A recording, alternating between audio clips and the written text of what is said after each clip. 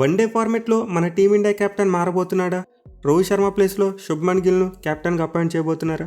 So దీనికి సంబంధించి అయితే నిన్నటి నుండి రూమర్స్ గట్టిగా స్ప్రెడ్ అవుతున్నాయి. మెయిన్లీ సోషల్ మీడియాలో ఒక జర్నలిస్ట్ వేసిన ట్వీట్ ఇప్పుడు చాలా హాట్ టాపిక్గా మారింది. సో ప్రజెంట్ మన team India one day captain Rohit Sharma రీసెంట్గానే టెస్ట్ క్రికెట్ నుండి రిటైర్మెంట్ ప్రకటించాడు. బట్ అంతకుముందు కొన్ని సందర్భాల్లో 2027 వన్డే వరల్డ్ కప్ ఆడాలనుందని చెప్పి తన అభిప్రాయాన్ని వ్యక్తం చేశాడు.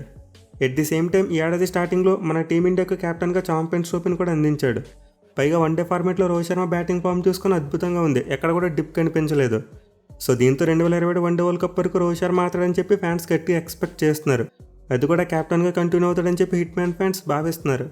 కానీ రవ్ స్పోర్ట్స్కి చెందిన రోహిత్ జక్లన్ అనే ఒక జర్నలిస్ట్ రోహిత్ శర్మ కెప్టెన్సీ మీద ట్వీట్ వేశాడు. మన టీమిండియా నెక్స్ట్ వన్డే సిరీస్ ఎప్పుడైతే ఆడబోతుందో ఆ సిరీస్ నుండి గిల్ మన టీమిండియాను లీడ్ చేస్తాడని చెప్పి ట్వీట్ వేశారు. సో దీనికి ఇప్పుడు వన్డే ఫార్మేట్లో రోహిత్ శర్మ కెప్టెన్సీ మీద చాలా డౌట్స్ ఏర్పడ్డాయి. మన వాళ్ళు మోస్ట్ లైక్ ఆగస్ట్ మంత్లో శ్రీలంక టీంతో 3 వన్డేల సిరీస్ ఆడేందుకు ఛాన్సెస్ కనిపిస్తున్నాయి. అండ్ ఈ సిరీస్ నుంచే ప్రజెంట్ మన టీమిండియా టెస్ట్ కెప్టెన్ ఉన్న శుభ్మన్ గిల్ వన్డే ఫార్మేట్లో కూడా కెప్టెన్స్ అందుకోబోతుండని చెప్పి ఆయన మీనింగ్ వచ్చేలా ట్వీట్ వేశారు.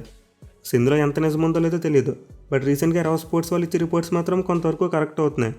అలాగే టెస్ట్ ఫార్మేట్లో శుభ్మన్ గిల్ కెప్టెన్సీ కనుక క్లిక్ అయ్యి ఇంగ్లాండ్లో సిరీస్ గెలిస్తే అతను వన్డే కెప్టెన్గా పెట్టేందుకు కూడా అవకాశాలు పెరుగుతాయి. బట్ ఎనివే ప్రజెంట్ అఫీషియల్గా చూసుకుంటే మాత్రం వన్డే కెప్టెన్సీ గురించి ఎలాంటి అఫీషియల్ అప్డేట్ లేదు. వచ్చేవన్నీ కేవలం రూమర్స్ మాత్రమే.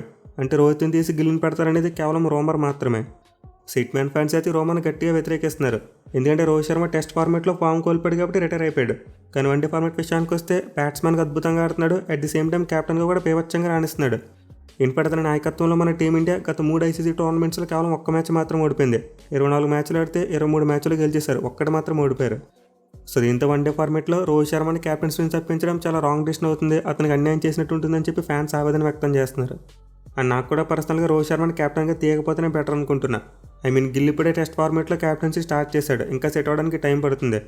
దీంతో నెక్స్ట్ 1 ఇయర్ వరకైనా సరే రోహిత్ శర్మని కెప్టెన్గా కంటిన్యూ చేయాలి. అట్ ది సేమ్ టైం ఈ 1 ఇయర్ పీరియడ్లో అతని బ్యాటింగ్ మరియు ఫిట్నెస్ మీద కూడా ఒక క్లారిటీ వస్తుంది, అండ్ దాని డిసిషన్ తీసుకోవచ్చు ఏదో ఒకటి. ఎందుకంటే 2026 సెప్టెంబర్ నుంచి చూసుకున్నా మనకి వన్డే వరల్డ్ కప్ ఆడేందుకు ఇంకా 1 ఇయర్ టైం ఉంటుంది.